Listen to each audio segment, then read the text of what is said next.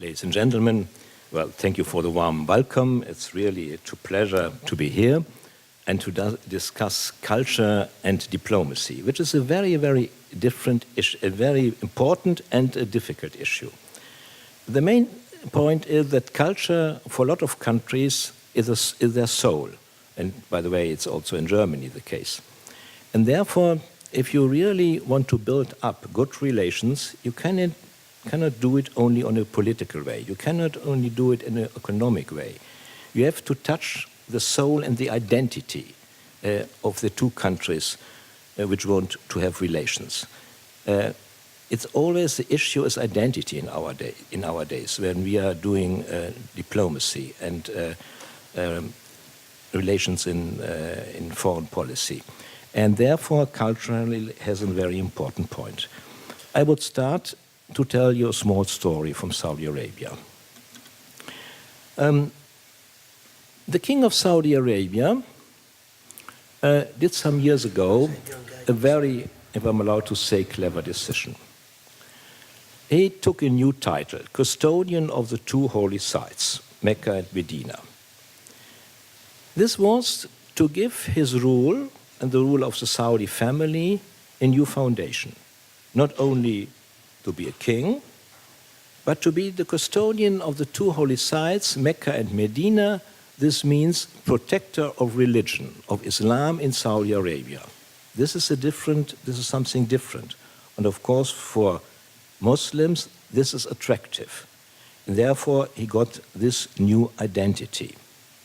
And this is very successful because he wanted to immunize Saudi Arabia against revolutions.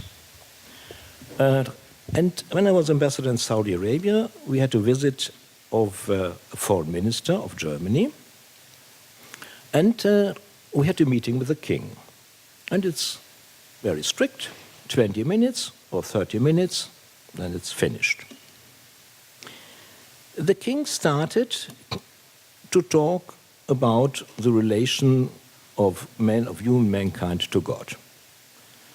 Well, and it was to see some people of the German delegation were a little bit, that's the idea we have half an hour, and now we have really to focus on our issue, on our agenda, and we cannot talk about God and our relation to God. This is not the issue what we want to do. But the king was starting it, and the foreign minister took the issue. He took the issue. He answered these questions. He answered this issue. He started again, also by his side, to talk about our relation to God. And religion was discussed, identity was discussed, Islam was discussed, Christianity was discussed, and nothing of the agenda the meeting was supposed for. Nothing. Well, half an hour later, it's very strict, the royal protocol. After half an hour of this discussion, the meeting was finished. The delegation was very unhappy. What is this? We have a long list of issues to discuss. Nothing was touched. Half an hour with the king, and nothing in our hands. Useless. Well, 2 days later, the delegation has left Saudi Arabia. I was ordered by the Marshal of the Royal Court. And he told me, well, His Majesty the King, or better, His Majesty the King, the custodian of the two holy sites, was very pleased by this meeting. Because the meeting was focusing on what is important in our life, our relation to God and to religion and to identity. This was the focus, and it was extremely important. And then came the last sentence, I have order to give you everything what you want. To give you everything what you want. Here you see that sometimes in diplomacy, it's too easy to take the simple way, to take the agenda which you have. Important is that you find a way to a dialogue which is really, well, is taking the people, is taking the other side. And their cultural and religion, but special culture, has an extremely importance. And therefore, in modern foreign diplomacy, culture has a huge impact. And there's a second reason for it. In our world, there are the strong ones, and there are the poor ones, there are the rich ones, and there are a lot of differences. And you cannot neglect it. It makes a difference if the President of the United States is speaking, or if the President of a very small country which has a lot of economic problems is speaking. It makes a difference. But on the other hand, if you really want relations between two countries which are balanced on a free will, you need that it's a little bit equal. You need a little bit that the difference is not too big. And therefore, especially when we in Germany, or as Germans, have relations to countries which are not as strong maybe as the United States, then culture and cultural issues have a very important issue. Because a discussion on cultural issues is exactly this level which you need to do it on the same level. This is important. Not maybe Germany as a relatively strong country in Europe, and maybe our partner as a relatively poor country in another part of the world. And their culture is important. And there's one question more, why we should have relations? Why we should have relations? We are living in a democracy, and therefore the political relations which we have, they must be okayed by our voters. And therefore also our voters have an interest why we are dealing with this country. And they want an answer to this. And here also culture helps a lot. Because culture, history, music, fine art, whatever, you can make expositions, you can talk about it, you can show movies, you can weeks of cultural discussions, and therefore it brings people to people. And this is important in our people. If they experience the culture of other countries, they have the idea, well, this is a good partner for Germany. You would do it in the Foreign Office to build up relations. But you cannot come to the people, we need it by questions of international affairs and maybe something in the United States and some alliance problems and things like this. Therefore, to get our people interested in diplomacy means to deal with culture. And again, the end of the story is always identity. All of us have identity, and if you have no identity, you very soon will get a personal crisis. We have identity as family members, as members of a church, as non-believers, as party members, whatever. You have a lot of different identities, but identity is an important point. And this is what you can only via culture. You cannot talk about identity with a political delegation. You cannot do it. You need it as a dialogue from people to people. You need culture as a medium to talk about identity. And if you have done this, then it's much more easier to sell to our people, which is necessary in a democracy. Well, we have relations to this country, and we need relations to the country. It's an important one. In our days, foreign policy is questioned by our people. They ask, is it necessary what you are doing there? Does it make sense to talk about it? You know, our relations to Russia in the moment are not quite the best.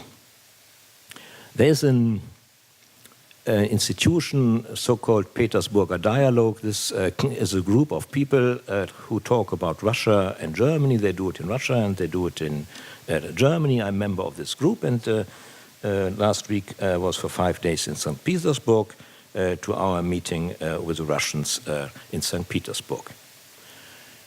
Of course, in the evening, we had a performance of the Bolshoi Ballet in St. Petersburg. Because the Russians want to show, look to our history, look to our building, look to our wonderful ballet, look to our music. And culture is always a part of it. Culture is always a part of it. And it brings people together, it's opening our hearts. And on this level, it's much easier to do traditional foreign policy. which is necessary too, of course. But it must be based. First, you must to have a relation. And again, last remark, then we can maybe have a discussion. You have to sell the results of foreign policy also to our voters. You must explain it to them. And there also culture has an important point, because our people are interested in culture, as in all countries. And if we refer to culture, it has really an impact. It can be dangerous. I know it's dealing with the Arab world, but I tell you a story from Israel. In Israel, we had the idea also we must do something culturally. And there the idea, there is a famous theater company here in Berlin, die Schaubühne am Hallischen Tor, wie sie früher hieß. And why not invite this theater to give a performance in Israel? Well, it was done, and Israelis are very interested in these issues. But of course, it was in German. And there were screens on the side where you could read it, the translation in Hebrew, but the performance was in German. And it was a risk. It was a hardly to calculated risk by a very simple reason. You know, in Israel are living a lot of victims of the Nazi dictatorship and survivors of the concentration camps of Auschwitz, Birkenau, and others. They never are speaking German. And a lot of them don't want to hear this language. And therefore, to give a performance in German was risky, because you never know, maybe they would leave the audience, and this would be an eclair, and it would be everywhere in the media. But it didn't happen. It didn't happen. It was the first time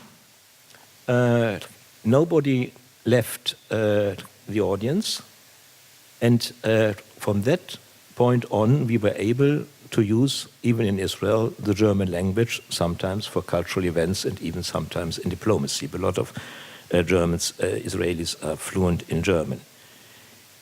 But it was the first time that in Israel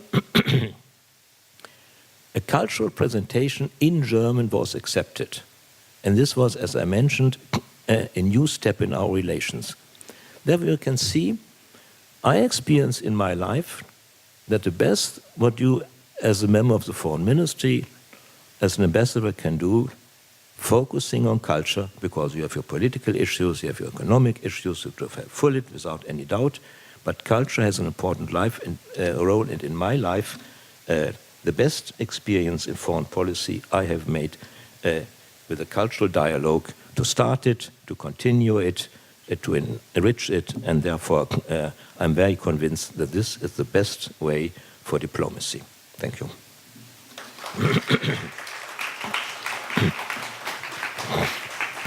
Thank you very much, Your Excellency, for this brilliant presentation. Thank you very much. That will give chance now to our audience for questions and comments. So, please, you would like to have the first question?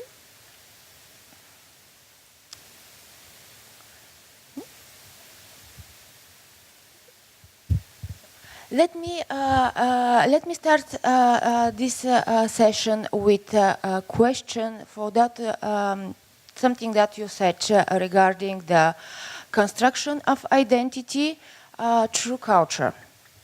Do you think that actually here in Europe, with 28 still member states, we can talk for a common European identity? Culture, yes, for sure, thanks to the thanks to the history, the land that we share. But what about the identity?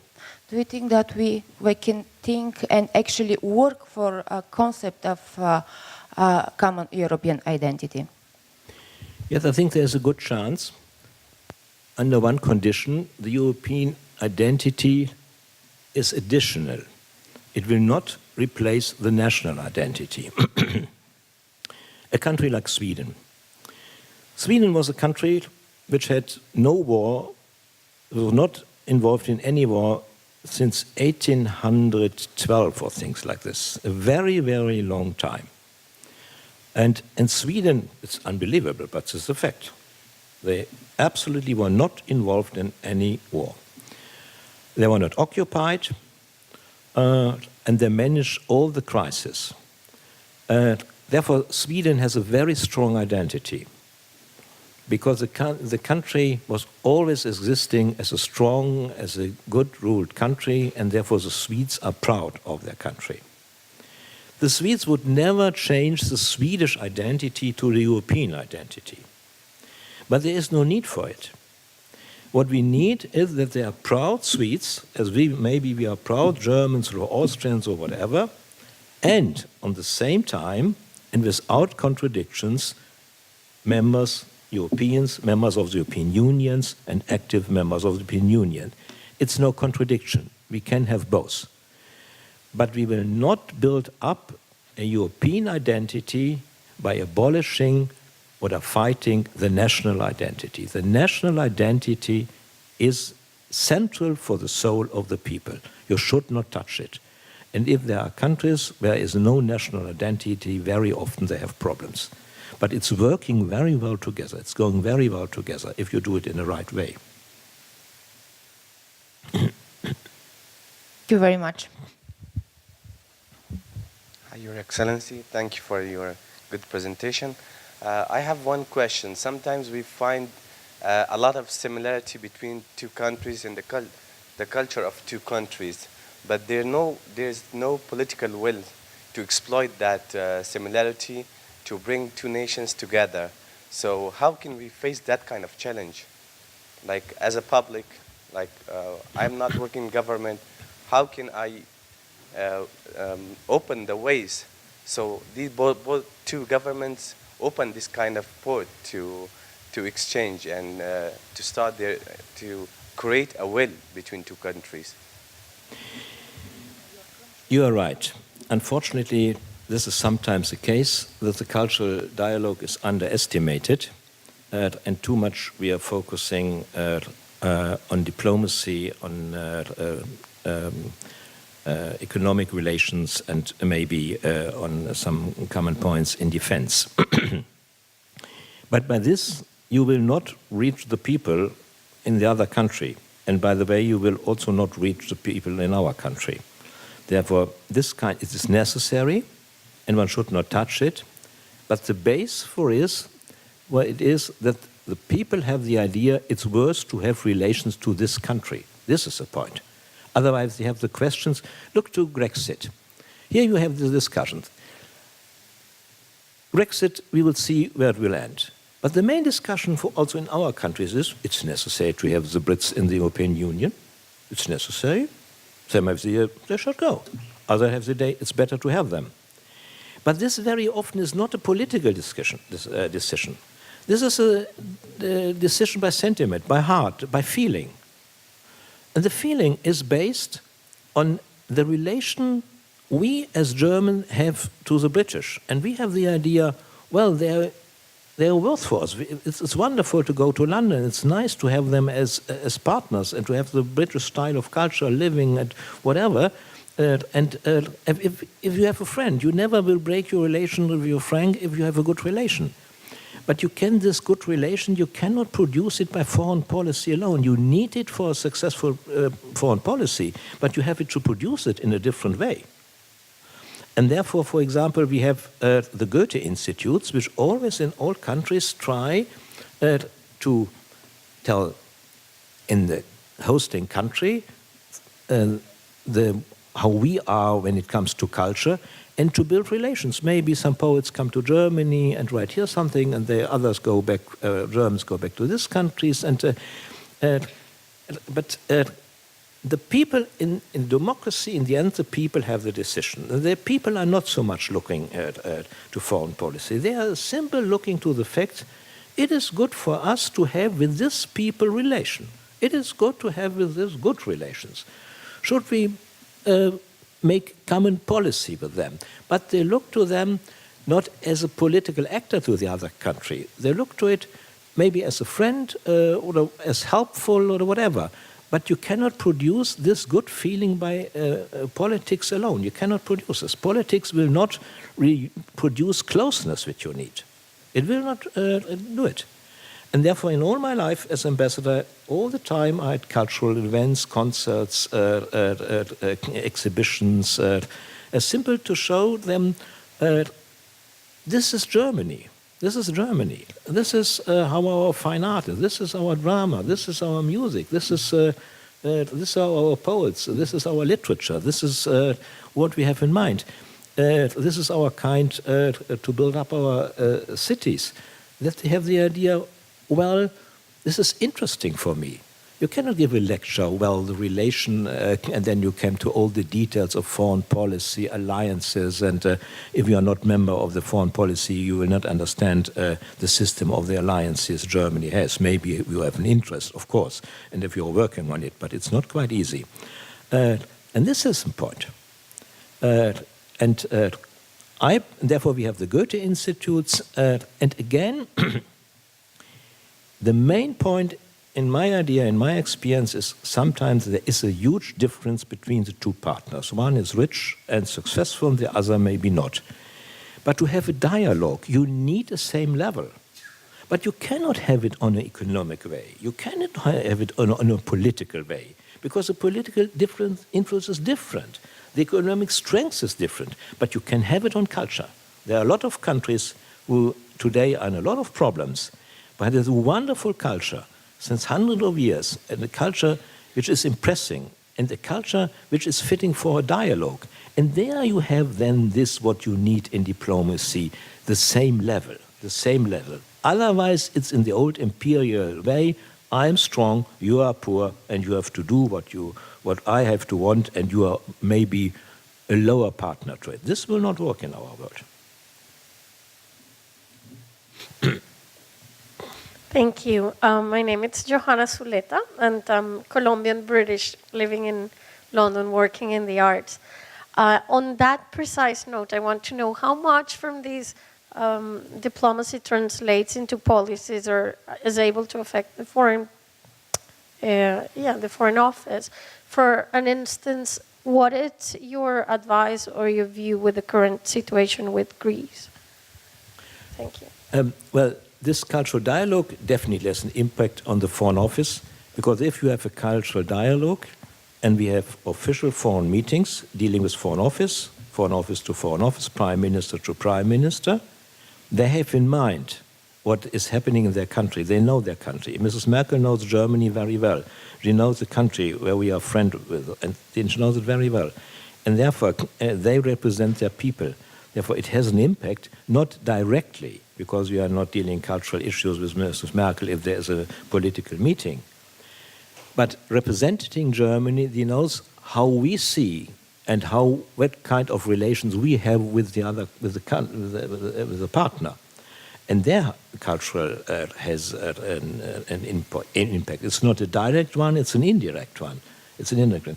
And the second part of how to deal with the yeah, this is a difficult question.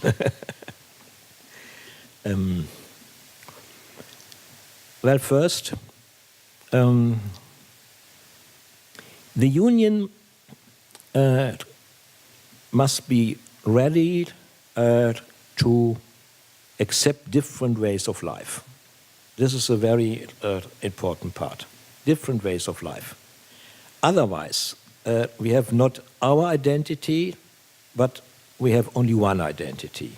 And what is necessary is that we have a British identity, a German identity, a French identity, and at the same time a European identity. What we need is that all of us have both identities. It's not sufficient to have only a national identity. But the European identity a little bit is artificial. Is artificial, and it's not fulfilling. It's not covering our whole life. We have German food. We like to listen to German music. Not alone, others too. But therefore, you must base it on two ways. And Britain, of course, is as a central importance. The European without Britain would be a different European Union. And therefore, I think on a lot of levels, people are working that it will not come to Brexit. But on the other hand, we know it from family. Well, you grew up maybe as a young boy or as a young girl, and you have good relations to their father. Well, then it comes, you have very bad relations to your father. Sometimes it's developing like this. I was a normal kid, then I went to the university in the days of the left movement, of the students' movement, then was on the ultra-left level, on the ultra-left part. Of course, my father was shocked. Why this nice guy was always behaving fine, now he is now radical and have never a shirt and no tie and of course was not shaved and had always a red button, Lenin, Stalin, Engels, which my father found provocative, always the same. And there was a crisis, of course. My father was not happy what he had now in his room. But in the end, we had a crisis, and then we worked on it, and after some times, it was like before. We had very good relations, and it was very nice. And you have to work on conflicts. Conflicts are natural. I don't know. Some of them will be married, some of them will be in relations. Well, of course, you have crisis. You have crisis. You have periods of problems. But in this period, there's two things are important. You must be convinced and you be safe that you have a good chance to end it, to have to make a lot of efforts, and to have to give you time. You cannot solve it in 5 minutes. Like in your personal life too. If there is a serious crisis, you cannot solve it in 5 minutes. And therefore diplomacy has to take time. And here you see again the importance of cultural diplomacy. If the political ties are damaged, and if the political dialogue is a bad one, is not really functioning, more important than ever, the cultural dialogue between the people is important. That in our television, movies of the partner is running, there's concerts will be, that books are translated, that exhibitions are there, that the Goethe institutes are working. The crisis, if there's a crisis, cultural dialogue is more important than ever. And you have that really, this is what you have. And here very often you can discuss the problem. It's sometimes you have crisis by simple political reasons, but sometimes you have problems, the identities is not fitting. You have problems with your identities. It's not really fitting. There's maybe a European identity and the other one has no European identity and don't want to have a European identity. Then you must discuss what does it mean in our time to be a British, what does it mean to be a German, and what does it mean to be both in the European Union. But this can you bestly when it comes in my idea with culture. And culture means everything. Culture means, well, whatever it is, whatever it is. It brings people together. It's creating understanding. And it's not as easy, if you have a crisis, to create understanding by political means. It's not easy for a foreign minister to create in a crisis by his counterpart understanding. But it's much more easy to create for Germany by culture understanding in the other country. Thank you, Your Excellency. If I may, how do you explain Brexit vis-à-vis what you were just saying? So arguably this would make it an utter failure in cultural diplomacy. And similarly, how do you, as a diplomat, tackle non-factual, fear-mongering politics? So people. What, please? What? How do you, as a diplomat, yeah. How do you counter non-factual, fear-mongering politics, which has nothing to do with reality? So that we all know the numbers were distorted from the Leave campaign. The arguments were made not on facts, but on fiction, really, about the European Union. As you rightly said, the fear that they're here to change our culture. When you just clearly said that this is not the intention of the European Union, nor can it be achieved anyway. And if I may, a follow-up question on that would be your views on Turkey, what's happening in Turkey recently, vis-a-vis ever becoming a member of the European Union at some point. First, in conflicts which are so serious, what we have now with Brexit, you have to give your time. It's definitely wrong to do it in a hurry. It takes time. You must take time. You cannot solve it by some quick steps. It will not work. It's a serious crisis. It has affected a lot of people. It's touching identity, which is always a very delicate issue, because this is what counts in our life, our identity, and therefore it will take some time. And you cannot make some artificial solutions. They will not work. Of course, you, as diplomats, you always are able to found a construction which looks nice but has no content. You are trained for this. But it would be the wrong way. And therefore, I have the idea, in this case, we have to give us simple time. And the second question was Turkey. Well,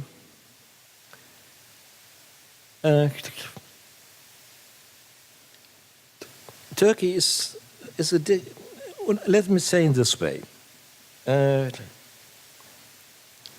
We have relations to Turkey which are based not only on foreign policy, but they are based with experience with a lot of Turks living in Germany. And this is in the end a very good experience. The start was not a good one. We were not nice to the workers of Turkey coming to Germany. We were not nice. Very often we are not nice to those who are coming from poor countries to Germany and live with us. We were not nice. And now we see the crisis. And, well, first, Mr. Erdogan, you like it or not, he is the president. He is elected. Therefore, the iron rule of diplomacy, we have to take him as he is.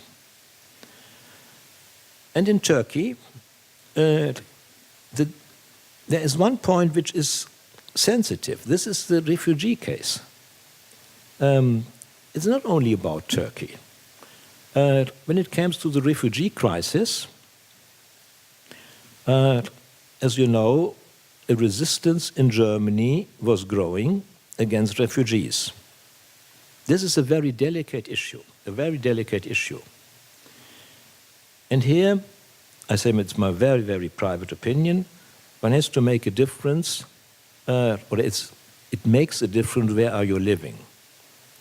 If you are living in Wannsee or this wonderful areas in Berlin where the rich ones have their villas, if you are living there, you do not experience any people from Turkey. The only one is maybe the son of the Turkish ambassador, that's all. If you are living where I am living here in Berlin, in Altmoabit, Turmstraße, which is a so-called very special quarter, a lot of refugees and a poor one, and it's normally, to say it clearly, normally a person like myself would not living in Turmstraße, definitely not Bochumer Straße, definitely not. We like it quite much, it's wonderful, because it's not so boring. There, the view is a different one. There's a view of a different one. They may have the idea the Turks will take our working places or whatever. Therefore, the issue is, if you have a country like Turkey and you need it as a partner in a refugee crisis, you must compromise with this country. If you are not compromised with the country, you will not have it in the long run as a partner in the refugee crisis. This is simple. And this is a political decision which our parliament and our government has to make. But we will not get both. We will not get a conflict with Mr. Erdogan and on the same side expecting from him that he cares that not so many refugees are coming to Germany. And this is what he did in the past. The refugees was sent by the Turks back to Syria. And this means the refugees could not reach Germany. And we had not to take the refugees. This is a simple fact. And this is where we have a democracy. We are voters, and the people in the next election have to explain their view on it, and then we make our decision. And our parliamentarians have to discuss it.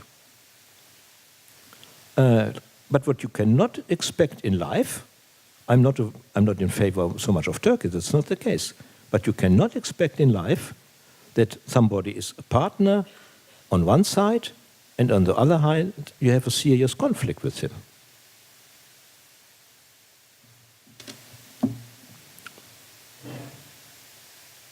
Thank you very much. We have time for one final question, if you let us. Yes.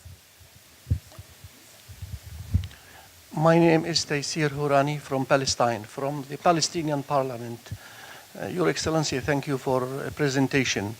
The title of the symposium is the Cultural Diplomacy in the Arab World, and you have already talked about the importance of culture, arts, music, history in shaping the mentality of the peoples, and that's right. And you have said, and you have talked about the mentality of the Israelis, of their reactions to some kind of arts. As you know, Your Excellency, that Israel is not an Arab country. It's a Middle East country. So what's the relation between Israel and the cultural diplomacy in the Arab countries? Thank you. Well, maybe you are informed that in Israel are some Arab communities, are living some Israel communities. These are the so-called Israeli Arabs. They are not Palestinians, they are not living in Palestine, but they are living in Israel, but they are Arab communities which live a long time in Israel, and they are citizens of Israel, but they are Arabs. I had the idea, we deal with all the Israelis, but this Arab community is also part of Israel, and therefore, as an ambassador, I should visit the Arab community and talk with the Israeli Arabs. There were normally nobody goes to them. It's between Haifa and Tel Aviv. But I have the idea they are Israelis, and I should talk with them.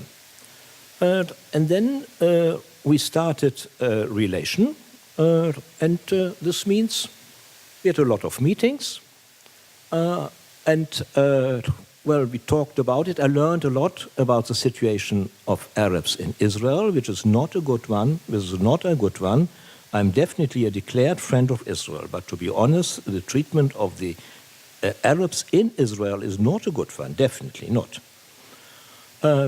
Well, and we arranged, I got some money from Germany, and we arranged some projects, and in the end, it was more or less a constant dialogue.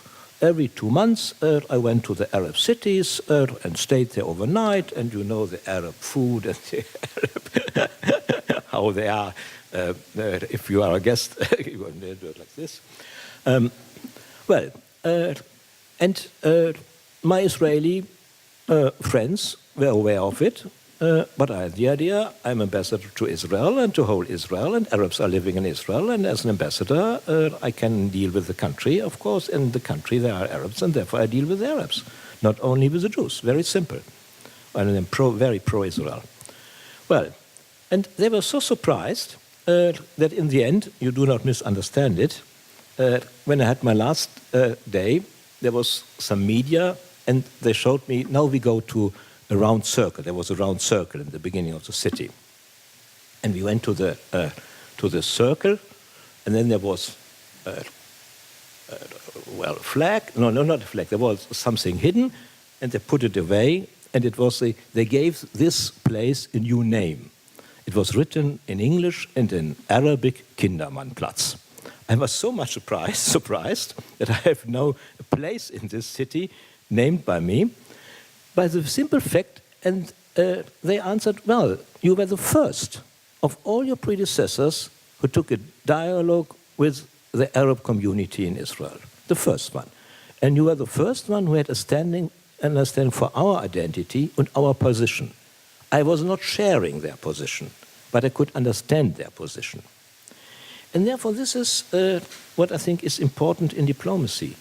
We have to listen to all voices, not only to one. And we can have preferred relations, without any doubt. But even preferred relations are no excuse not to deal also with the other voices in the country. The other voices in the country.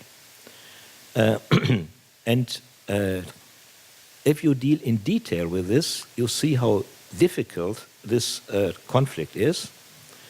And the result for me personally, is I have personally no solution. I will not give an advice. I have the idea it's so deep and so difficult that I cannot help. I can only what I did as an ambassador in Israel to discuss it with the Israelis and a little bit to explain our positions, to go to the Palestinians, to discuss it with them, and to do some cultural events that there is being together and culture working as a media, but I would not dare to make a proposal. Yes, I see. Really final question. Your Excellency, thank you. Thank you very much for your presentation. My name is Hassan Diab. I'm a former minister in Lebanon. So I've been here for 3 days listening about how cultural diplomacy in the Arab world can be improved. Lots of great ideas and excellent presentations. But at the end of the day, we all know that the 70-year problem in the Middle East, the major issue is the Palestinian issue, which is always hanging and is never resolved or addressed in a serious manner. Don't you think that the major democratic powers of the world, which should be exercising cultural diplomacy, and the United Nations have failed in cultural diplomacy in addressing this issue after 70 years of waiting?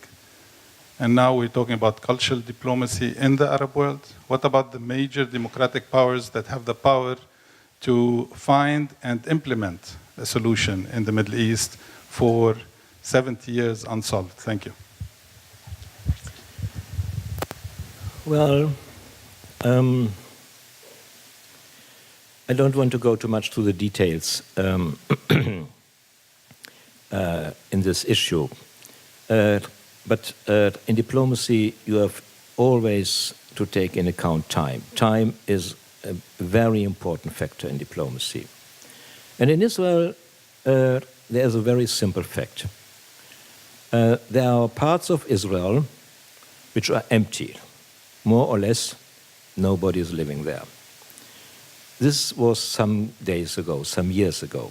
Today, a lot of settlers, especially from the United States, are living there. You know it very well, the big settler buildings and places in this area.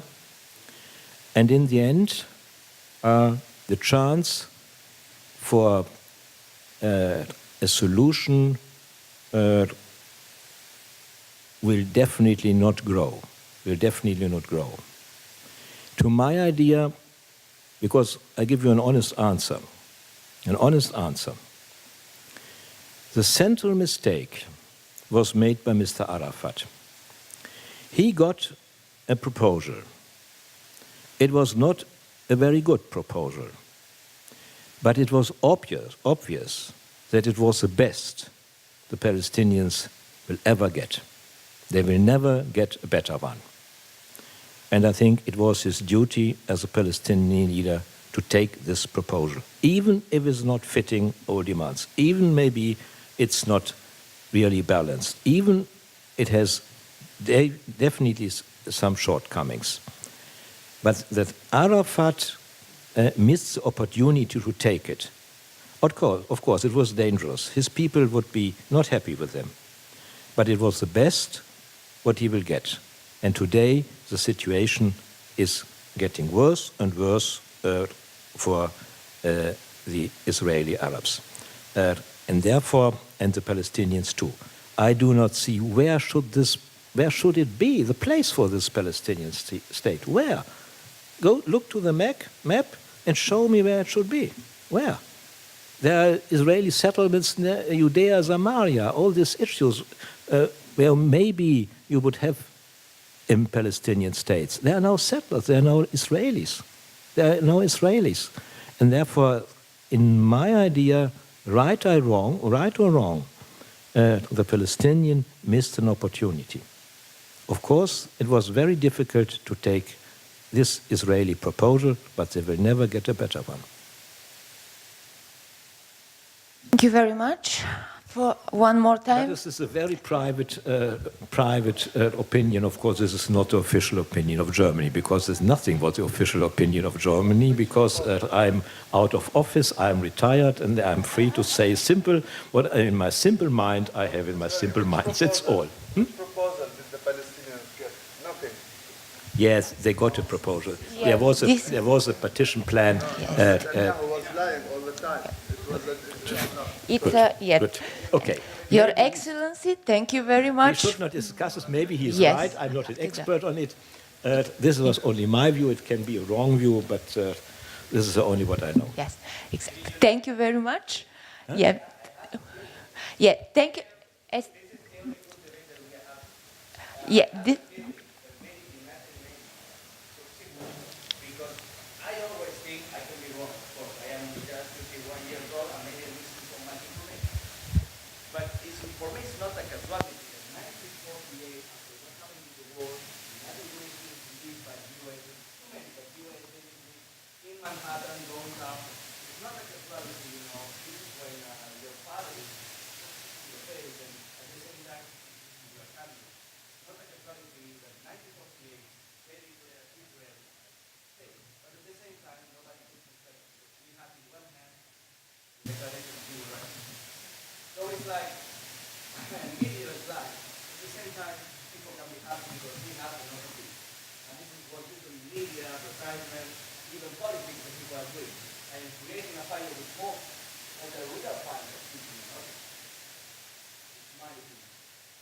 Thank you very much for your comment. One last remark. It's a critical one. The Arab world is not much supporting your proposal. You know it very well. You know very well that a lot of Arab countries are reluctant to the Palestinians because they regard them as a revolutionary potential. Therefore, there is not so much support of the Arab world. But This is important to answer this point. my time in Israel is finished. I had my view. It can be a wrong one. Today, I'm dealing with other issues and not with Israel. And therefore, The Arab offered the King Abdullah Accord in 2002 offered land for peace. It's not true. The Arabs did offer it. Israel refused. This is a really long, very interesting discussion that I would like to suggest to all of you to have after that, during the break, to continue with it. Your Excellency, thank you very much for coming today, for being with us, sharing your expertise and opinions. It's our honor. Thank you very much for answering to all questions of our audience. And please, dear ladies and gentlemen, join me in a very sincere gratitude for His Excellency Ambassador Harald Kindermann.